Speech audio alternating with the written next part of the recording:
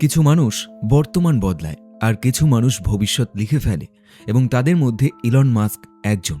সে কখনো প্রশ্ন করে না এটা কি করে সম্ভব বা এটা সম্ভব কিনা। সে প্রশ্ন করে এটা কবে সম্ভব হবে। কারণ আপনি জানলে অবাক হবেন, এমন কিছু অসম্ভবকে সে সম্ভব করেছে যেগুলো প্রত্যেকের কল্পনার বাইরে ছিল। প্রথম চমক হলো টেসলাকে বিশ্বসেরা ইভি কোম্পানিতে পরিণত করা, টেসলার মাস প্রোডাকশন সফল করা, মডেল S3 XY সবই বাজারে সফল। টেসলা এখন বিশ্বের শীর্ষ ইভি ব্র্যান্ড।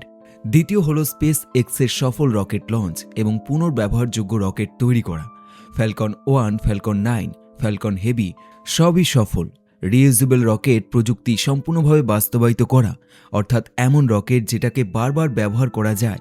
সাধারণত রকেট একবার ব্যবহার করার পর সেটা ব্যবহার করা যায় না, কিন্তু ইলন মাস্কের ক্ষেত্রে সম্পূর্ণ ভিন্ন। সে এমন রকেট লঞ্চ করেছে যেটা পুনরায় ব্যবহার করা যায়।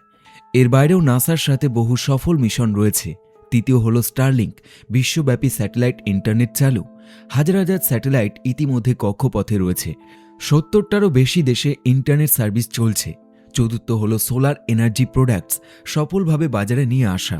টেসলা সোলার প্রুফ পাওয়ার ওয়াল বাজারে এখন পাওয়া যায়। রিনিউয়েবল এনার্জি সেক্টরে টেসলা সফল। পঞ্চম হলো টুইটার এক্স ব্র্যান্ডিংয়ে রূপান্তরিত করা। টুইটারকে কিনে এক্সে রূপান্তরিত করা, নতুন ফিচার ও নতুন ব্র্যান্ডিং চালু করা। আর এই সবকিছুই একটা সময় অসম্ভব ছিল, কিন্তু ইলন মাস্ক এগুলো সম্ভব করেছে।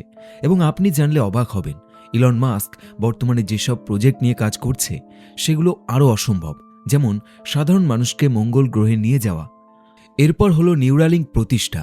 এখানে মানুষের মস্তিষ্ককে কম্পিউটারের সাথে কানেক্ট করা যাবে এবং এর ফলে যেটা হবে, মানুষ এবং এআইয়ের মধ্যে কোনো রকম পার্থক্য থাকবে না। এখন সবচেয়ে বড় প্রশ্ন হলো, এত বড় বড় পদক্ষেপ এবং অসম্ভবকে সম্ভব করতে গিয়ে সে কি কখনো ব্যর্থ হয়নি? এর উত্তর হলো হয়েছে, এমনকি বহুবার হয়েছে। 3বার রকেট বিস্ফোরণ হয়েছে, ব্যাংকে প্রায় শূন্য ব্যালেন্স হয়ে গিয়েছিল, তবুও সে থামেনি। কারণ ইলন মাস্ক টাকা দিয়ে নয়, ঝুঁকি দিয়ে ভাবে। তার মতে সে নিখুঁত না হলেও সে বিতর্কিত। কিন্তু এখান থেকে আমরা একটা জিনিস বুঝতে পারি, ইলন মাস্ক আমাদের একটা জিনিস শেখায়, ভবিষ্যৎ অপেক্ষা করলে আসে না, ভবিষ্যৎ তৈরি করতে হয়। এবং হয়তো খুব বেশি দেরি নয়, আমরা শুধুমাত্র পাহাড় এবং সমুদ্রেই ঘুরতে যাব না, বরং মঙ্গল গ্রহতেও ঘুরতে যেতে পারবো। কমেন্ট করে আপনার মতামত জানান এবং আবার দেখা হবে পরের একটি ভিডিওর সাথে। দেখতে থাকুন।